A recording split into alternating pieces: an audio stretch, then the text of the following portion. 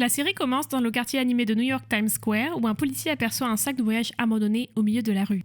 Il essaie de retrouver le propriétaire en interrogeant les piétons à proximité, mais personne ne le réclame. En s'approchant du sac, l'agent remarque avec étonnement une étiquette sur laquelle on peut lire la mention « Appelez le FBI ». Par peur qu'il ne contienne de dangereux explosifs, la zone est immédiatement évacuée et l'escouade anti-bombe est appelée pour mener l'enquête. Un spécialiste s'approche prudemment du sac et le scanne avec son appareil, ne trouvant aucune preuve de danger. Cependant, lors d'une inspection manuelle, le sac bouge de façon inattendue, ce qui surprend l'agent pendant un moment. Peu de temps après, le sac s'ouvre de l'intérieur, révélant une femme nue ornée de nombreux tatouages sur le corps.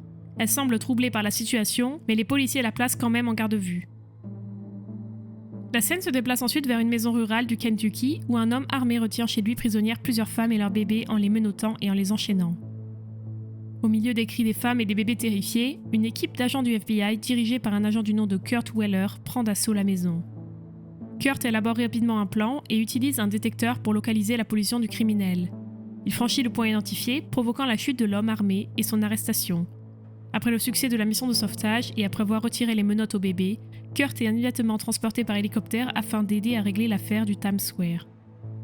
À son arrivée, la directrice adjointe du FBI, nommée Bethany Mayfair, fait un topo à Kurt concernant la femme tatouée dont le nom est Jane Doe, car ils ne connaissent pas son identité. Ils sont bientôt rejoints par un médecin qui révèle qu'on a administré à Jane une substance appelée Zeta Interacting Protein, ou ZIP, un médicament expérimental destiné aux personnes souffrant d'un syndrome de stress post-traumatique. Bien que le médicament soit destiné à réduire de manière sélective des souvenirs spécifiques lorsqu'il est pris à petite dose, Jane a été exposée à une quantité excessive de ce médicament. Le médecin explique qu'il est possible que quelque chose déclenche la mémoire de Jane Doe, même s'il est incertain car il s'agit d'un cas particulier. L'agent Bethany emmène ensuite Kurt rencontrer Jane et lui demande s'il la reconnaît. Kurt déclare qu'il ne la connaît pas, mais à sa grande surprise, la femme a un tatouage de son nom sur le dos. Kurt a un problème avec l'alcool. Dans la scène suivante, Kurt demande aux membres de son équipe de rechercher dans les bases de données du FBI toute correspondance liée à l'apparence de Jane et à ses données biométriques. Lorsque cela s'avère infructueux, il leur ordonne de récupérer les images de vidéosurveillance du Times Square afin de pouvoir identifier la personne qui a laissé le sac de voyage. Au labo, l'agent Patterson examine attentivement le corps de Jane et découvre que tous ses tatouages sont récents. Ils ont en fait été faits il y a moins d'une semaine. En analysant les tatouages plus en profondeur, Kurt en déduit qu'ils forment probablement une carte ou un puzzle qui doit être déchiffré. Plus tard, Kurt entre dans la chambre de Jane et demande pourquoi son nom est tatoué sur elle. Jane tend la main pour toucher celle de Kurt et touche son visage, mais elle peine à se souvenir des informations du passé. Conscient qu'elle n'a nulle part où aller, le FBI prend des dispositions pour qu'elle reste dans une résidence sécurisée. Cette nuit-là, Jane regarde son reflet dans le miroir et tombe en larmes, bouleversée par le fait qu'elle ne se souvient de rien. Le lendemain, Jane participe à une séance de thérapie avec un médecin qui lui propose de choisir entre deux verres. En réponse, elle choisit le café, ce qui lui fait réaliser qu'elle aime le café. Par conséquent, le médecin lui conseille de continuer à explorer de nouvelles expériences qui pourraient éveiller ses souvenirs, tout en la rassurant en lui disant que même si son passé reste insaisissable, elle peut toujours découvrir sa vraie nature. Plus tard dans la journée, alors que Kurt et son équipe examinent quelques photos, Jane entre soudainement dans la pièce avec des nouvelles. Elle est capable d'identifier l'un des tatouages à l'arrière de ses oreilles, composé de caractères chinois. Elle lit les caractères à haute voix qui se révèlent être une adresse et une date. Ce qui est étrange, c'est que c'est la date d'aujourd'hui. Kurt et son groupe cherchent rapidement l'adresse et apprennent qu'elle appartient à un homme chinois du nom de Chao, employé d'une multinationale General Electric. Sans tarder, l'équipe du FBI et Jane partent en mission pour localiser Chao. À leur arrivée, à l'endroit prévu, ils rencontrent le colocataire de Chao qui ne parle qu'en chinois. Étonnamment, Jane fait office de traductrice et fait savoir aux membres du FBI que le colocataire n'a pas vu Chao depuis la veille. Suite à cela, l'équipe du FBI entre dans la chambre de Chao et découvre un petit laboratoire de fabrication de méthamphétamine ainsi que des traces de produits chimiques explosifs. De plus, ils trouvent un ordinateur portable protégé par un mot de passe. L'un des officiers commence immédiatement à le déchiffrer. Au siège du FBI, les agents Patterson et Bethany font une découverte. Un tatouage dissimulé supplémentaire révélant un Navy SEAL. Cette révélation les amène à demander si Jane pourrait avoir un lien avec les Navy SEAL. Bethany pense que Jane pourrait faire partie d'une unité des opérations spéciales, ce qui expliquerait pourquoi sa base de données n'a aucun résultat pour elle. Pendant ce temps, alors que Kurt et son équipe mènent leur enquête, Jane attend à l'extérieur de la pièce. Elle entend le gardien de l'immeuble maltraiter sa femme.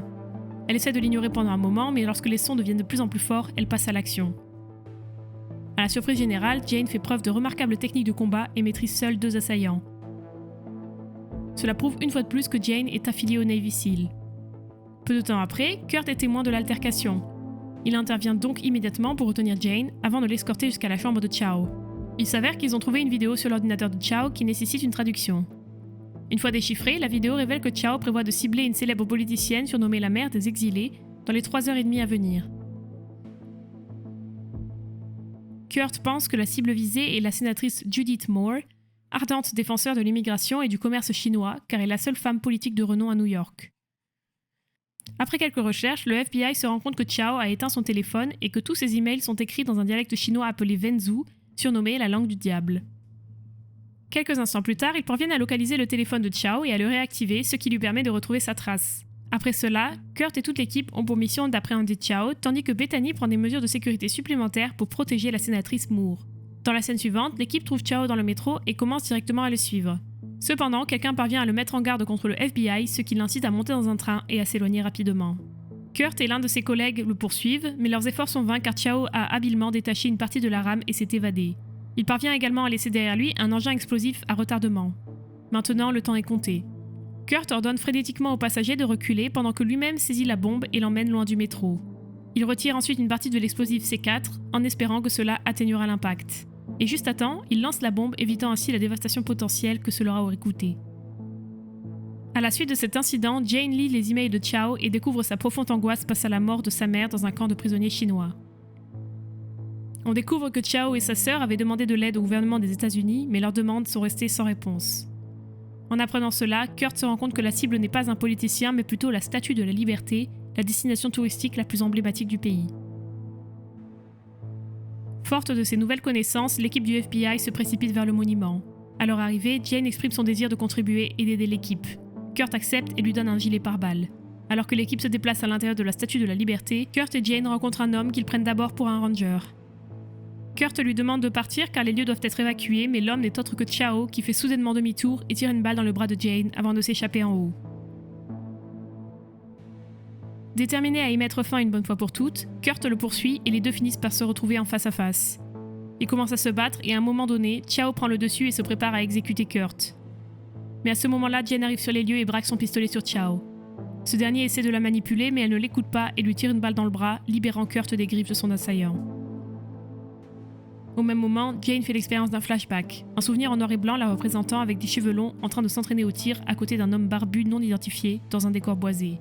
Surprise par le souvenir soudain qui a rejailli, Jane se confie à Kurt révélant qu'elle se souvient de quelque chose d'important, ce qui entraîne une étreinte maladroite entre les deux.